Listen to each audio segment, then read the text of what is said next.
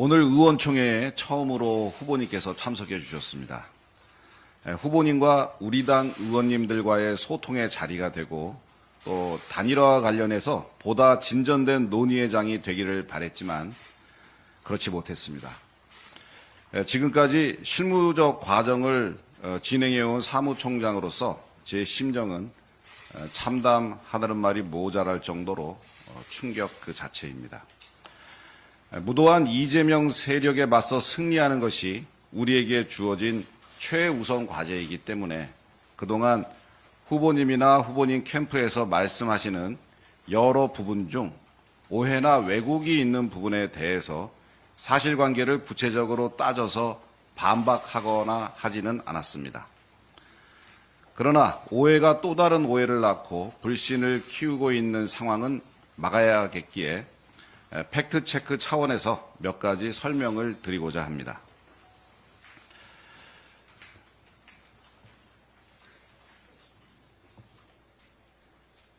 오늘 의총에서도 말씀이 계셨습니다만 전당대회 직후 3시간 만에 당대표와 원내대표, 사무총장이 찾아와서 단일화를 하라고 압박했다라고 이야기하셨습니다.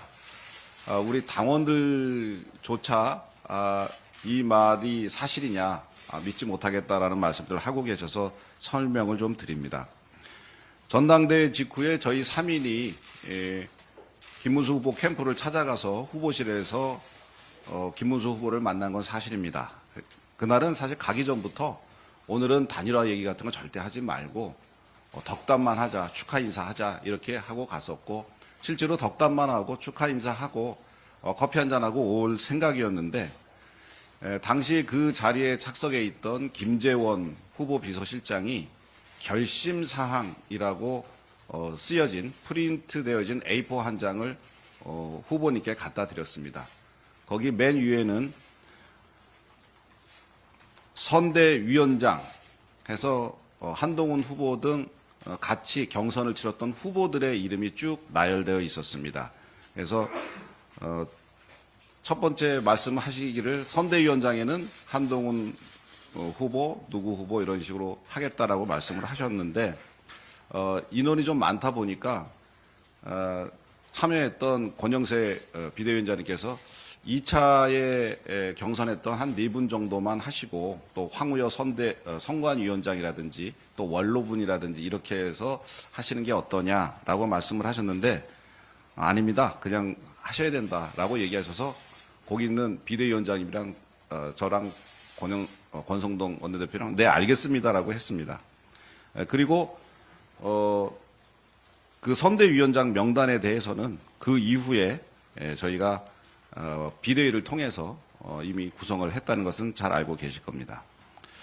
그리고 두 번째로 써 있는 것이 사무총장 장동혁이라고 되어 있었습니다. 그래서 후보님께서 사무총장은 장동혁 의원으로 하겠습니다. 우리 이양수 사무총장도 일을 잘하지만 장동혁 사무총장으로 하겠습니다. 그래서 그 셋이서 네 알겠습니다. 여기에 뭐 이견을 붙이거나 할 수가 없는 문제고요. 네 알겠습니다. 그랬습니다. 그리고 세 번째로 맨 적혀 있는 것이 비서실장 김재원 이렇게 해서 후보 비서실장은 김재원 후보로 한다는 것을 그 자리에서 알았습니다. 그리고 나서 선대위 구성이나 뭐 이런 것에 대해서 많은 말씀을 하셨습니다. 그런데 이제 그 중에 하나가 관훈 클럽 토론회에서 단일화되기 이전에는 선대위 구성 자체를 못하겠다고 저희가 그랬다고 하시고 이것은 사실 완전한 해당 행위이고 선거를 안 하겠다는 선거운동을 못하겠다는 것 이런 자체가 벌써 상당한 문제입니다라고 말씀을 하셨습니다. 사실 그 자리에서 쭉 선대위 구성에 대한 말씀을 하셔서 근데 선대위는 단일화를 좀 하시고 구성하시는 게 어떠시겠습니까? 라고 제가 물은 거는 사실이고요. 그거에 대해서 후보님께서 아닙니다. 지금 당장 해야 됩니다. 라고 얘기하셔서 네 알겠습니다. 그래서 그것도 못하겠다고 한 것이 아니고 후보님께서 그렇게 하라고 해서 하겠다고 했습니다. 그리고 비대위 열어서 선대위 구성을 했고요. 그리고 사무총장을 또 교체하려고 했는데 교체가 안 되었다라고 말씀을 하셨습니다.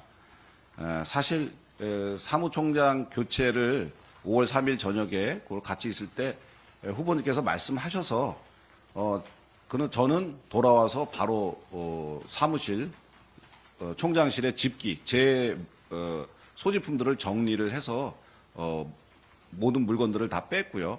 그리고 다음날 아침 9시 반에 우리 당의 실국장 회의를 소집을 했습니다. 바로 이 자리에서. 그래서 아침 9시 반에 실국장들에게 앞으로 장동혁 사무총장이 오니까 잘 손발 맞춰서 선거 잘 치르기 바란다 하고 저는 이제 사무총장직을 그만뒀고, 그런데 장동혁 사무총장이 와서 일을 하는 줄 알았는데 그 다음 날 비대위원장께서 저한테 전화를 하셔서 장동혁 사무총장이 못하겠다고, 사무총장을 좀 맡기 어렵다고 하니 당분간 좀 와서 사무총장을 좀 맡아줬으면 좋겠다. 사무처는 계속 돌아가야 되기 때문에 비워둘 수가 없다 해서 네 알겠습니다 하고 임시적으로 제가 와 있는 것으로 생각하고 지금까지 근무를 하고 있습니다. 그래서 사무총장을 당에서 교체를 거부했다는 말씀도 사실은 아닙니다. 그리고 후보실도 마련해주지 않았다는 것이 기사화가 된 바가 있습니다. 사실은 후보실은 총무국장한테 제가 지시를 해서 후보실을 후보님이 쓸 수 있도록 깨끗하게 정리를 해놓고 여성 당직자 2인을 배치해서 손님들 오면 응대할 수 있도록 해주고, 그리고 후보실에서 근무할 수 있는 직원들을 후보님 측에 여쭤서 누구누구를 원하느냐 하면 그대로 좀 인사를 내주는 게 좋겠다라는 얘기를 사실은 제가 그만두기 전에 이미 지시를 했습니다. 그런데 그 후보실도 마련해주지 않았다는 이야기를 후보 측에서 했다는, 후보님 측에서 했다는 이야기를 듣고 확인을 해보니 장동혁 의원에게 아마 그 명단을 줬는데 장동혁 의원이 사무총장에 앉지를 않으면서 인사 발령이 이루어지지 않은 것 같았습니다. 그래서 그 보도 이후에 즉시 후보실은 이미 열렬히 개방되어 있고, 그다음에 새로이 그 후보실에서 일할 직원들 명단을 주시면 바로 조치하겠다라는 그런 얘기를 했는데 아직까지 인사에 대한 말씀은 안 하셨습니다. 그리고 전당대회 그리고 정국위 개최가 당원 당규를 개정해서 후보를 끌어내리려 하는 것이다라는 말씀을 했습니다. 관훈 토론회에서도 후보 교체 시나리오 누가 기획하고 누가 실행하는 건 다 보이고 있고요. 당 사무총장을 자기 하수인처럼 앉혀가지고 당 지도부의 실무 책임자입니까? 이런 사람이 선관위원장 한 역사가 없습니다라고 이렇게 말씀을 하신 바가 있는데, 아직까지 지금 여러 가지 TV 토론회라든지 그다음에 오늘 지금 진행되고 있는 여론조사 이런 것들은 저희 당에서 마련한 자체 경선 로드맵입니다. 그 경선 로드맵이지 이것을 가지고 후보를 끌어내리겠다라고 단 한 번도 회의를 하거나 의결을 한 적이 없습니다. 만약에 오늘 의총이라든지 오늘 비대위에서 그런 의견들이 모여지게 된다면 그렇게 할 가능성은 있습니다. 하지만 지금까지 그렇지 않은데도 불구하고 이렇게 얘기하시는 것은 좀 사실과 다르다는 말씀드리고, 특히 당원 당규를 개정해서 후보를 끌어내리려 했다 하는 것은 전혀 사실이 아니라는 말씀을 드립니다. 당이 대선 후보에 대해서 지원을 계속 거부하고 있다. 지금은 제가 지방을 가도 국회의원들한테 거기 가지 마라, 후보와 동행을 하지 마라 이런 식으로 이야기를 하고 있다라고 후보께서 말씀을 하셨는데, 당 지도부는 의원님들을 비롯한 어느 누구에게도 어디 가지 마라, 동행을 하지 마라 이런 식의 얘기를 한 적이 없고 할 수도 없는 상황입니다. 특히 오늘 그 대구와 부산을 가신다 그래서 대구의 시당에서 500명을 당직자들을 모아서 후보님을 맞이할 준비까지 다 했는데 가지 않으셔서 취소됐고요. 그 이전에도 계속 그랬습니다. 어디를 가시든지 당원들과 당직자들이 가서 도울 수 있도록 했고, 의원들이 못 온 경우에는 여기에 의총이 있거나 아니면 본회의가 있어서 못 내려가신 것 때문에 그렇게 오해하실 수가 있는데, 근데 본회의장이나 국회 상황을 확인해 보시면 왜 못 왔는지는 금방 아실 수가 있기 때문에 그것은 오해에서 비롯된 것이다라는 말씀을 드립니다. 당에서 한덕수 후보에게 홍보 대행사를 알선해 주는 등 지원을 했다. 대선 준비를 한덕수 후보를 중심으로 했다라는 말씀도 하셨고, 또 한덕수 후보 일정도 다 짜줍니다라고 관훈 토론회에서도 얘기를 했습니다. 한덕수 후보 측과 지도부는 물론 당 사무처가 어떤 교류하는 게 없습니다. 유일하게 하는 것이 단일화를 한다고 해서 저희가 단일화하게 되면 홍보물을 만들어야 되는데 그것이 시간에 분명히 쫓기게 되어 있습니다. 그래서 그 시간에 쫓길까봐 선전벽보에라든가 그다음에 선거 공보에 들어간 사진은 저희가 필요하기 때문에 그 사진을 찍어야 된다. 그런데 다른 데다가 맡기면 퀄리티를 저희가 보장할 수 없어서 그 두 분에 대한 그 사진 촬영 그것만 스튜디오를 우리가 예약을 해줬고 그것만 가서 한 게 유일합니다. 그런데 그거조차도 5월 4일에 박수영 의원과 그리고 장동혁 의원께 저희 홍보국장이 다 보고를 드리고 진행을 했기 때문에 오해를 할 소지가 전혀 없었던 건데 그렇게 오해를 하게 되신 것 같습니다. 지금까지 그동안 뭐 다 설명이 됐는지는 모르겠습니다만 제가 이 말씀을 드리는 이유는 반박이나 뭐 이런 것을 하기 위해서가 아니고 그동안 사실 후보님께서 하신 말씀이나 뭐 그런 거에 대해서 뭐 오해다 아니다라고 반박하는 것이 사실은 좀 굉장히 어려운 일이었기 때문에 안 했었는데 이런 오해가 쌓여서 지금 섭섭해 하시거나 그런 것이 어떤 단일화에 방해가 되는 그런 요소로 작용하는 거 아닌가 하는 생각에 자세히 설명을 해드리는 겁니다. 이런 것들은 다 오해이고 실제는 그런 게 아니다라는 것을 이해해 주셨으면 좋겠고 이런 이야기들을 자꾸 주변에 그 후보님 주변에 계신 분들이 잘못 전달하시는 것 같아요. 그래서 이 보도를 보시면은 후보님께서도 이거를 직접 보도를 접하시면 사실이 아니구나라는 점을 이해해 주시고 이것은 좀 정확하게 좀 이해해 주십사 하는 그런 차원에서 말씀을 드립니다. 이상입니다. 질문 있으시면 제 질문 답변 드릴게요. 기억이 정확한지는 모르겠는데 후보가 요청한 걸 비대위에서 의결할 때까지 시간이 하루 이틀 좀 지연이 됐던 것 같거든요. 비대위에서 바로 5월 3일 이후에 의결을 안 하셨다는 부분에서는 후보가 문제를 좀 지적할 수 있죠.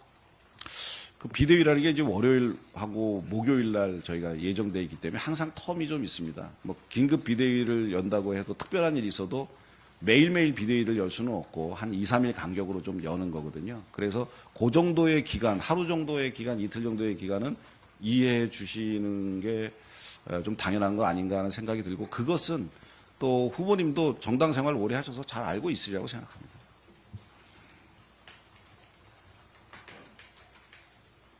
오늘 여론조사 결과는 공개하실지 또 공개하는 것에 선거법상 문제가 없는지 여쭤보겠습니다. 경선 때는 이런 여론조사들을 공개하지 않았잖아요. 경선 때는 이제 공개하지 않았고 최종에는 다른 여론조사 결과에 영향을 미칠 일이 없기 때문에 마지막 경선 여론조사는 공개를 했는데요. 오늘 것이 어떤 것인지 선관위에 문의를 해놨는데 선관위에서 아직 답을 못 받은 상태입니다. 어떤 언론에 그리고 대중에게 공개하는 것이 공직선거법상 가능한지 불가능한 것인지 그거에 대한 답변을 받으면 즉시 기자분들한테 드릴 거고요. 공직선거법상 가능하다고 해도 그것을 공개하는 것이 타당한지 아닌지에 대한 그 지도부의 회의를 거쳐서 나중에 결정이 되면 알려드리도록 하겠습니다. 혹시 가처분 인용될 경우에 당첨의 대응 방안 세우신 게 있으신지?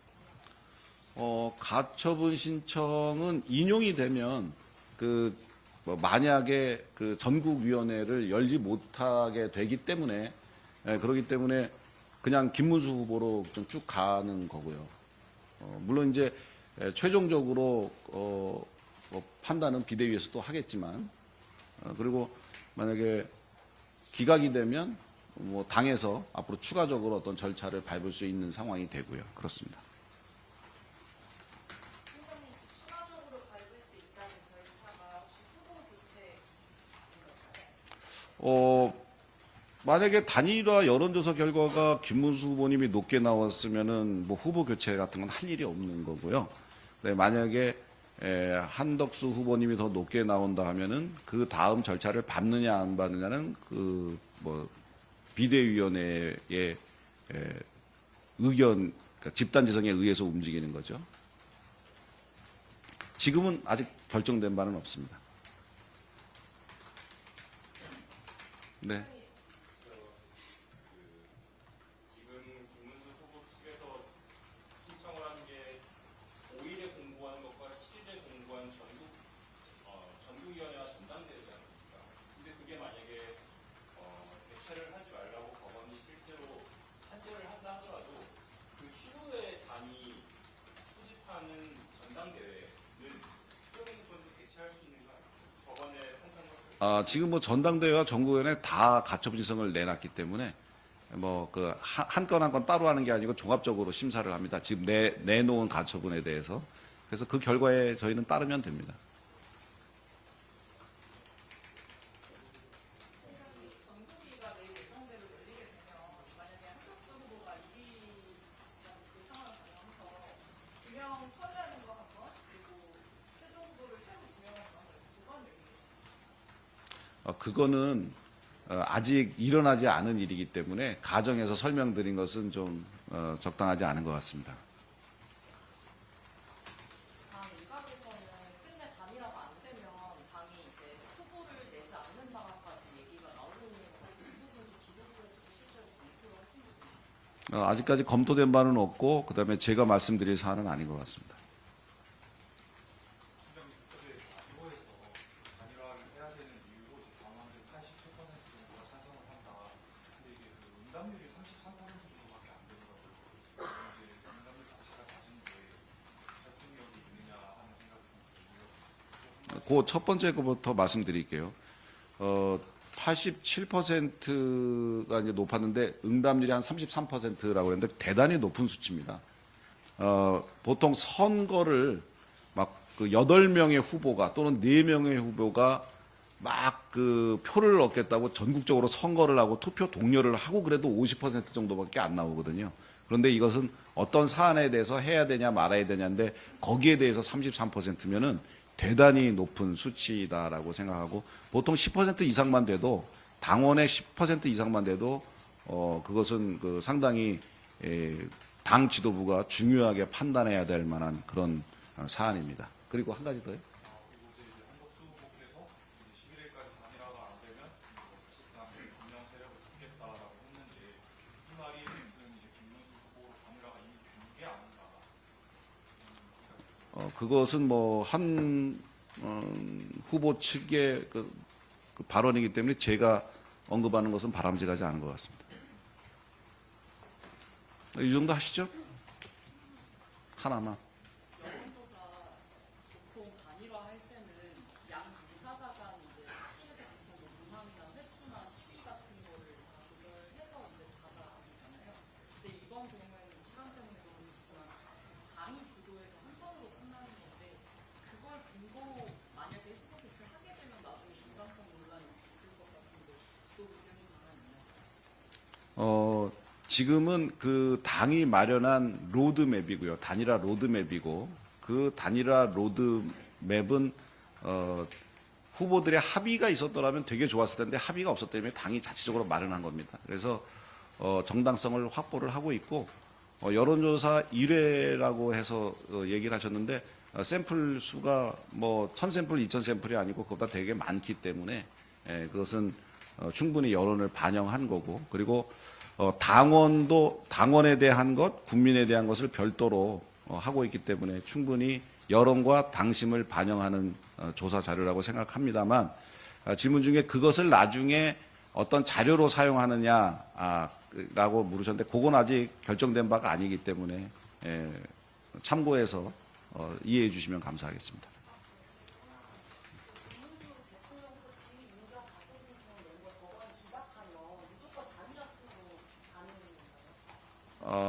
그건 이제 김문수 후보 측에다가 좀 여쭤보셔야 되는데, 현재 저희가 단일화로 가고 안 가고 결정은 오늘 여론조사 결과를 보고 의총을 한 이후에 비대위를 열어서 그걸 의결하느냐 안 하느냐에 달려 있고, 뭐 여러 가지 가처분에 대한 인용이나 기각 이런 거는 어떤 사실이고, 그것에 의해서 우리가 법적인 구속력이나 그런 것을 갖는다는 뜻이지, 우리의 결정 사항하고는 상관이 없습니다.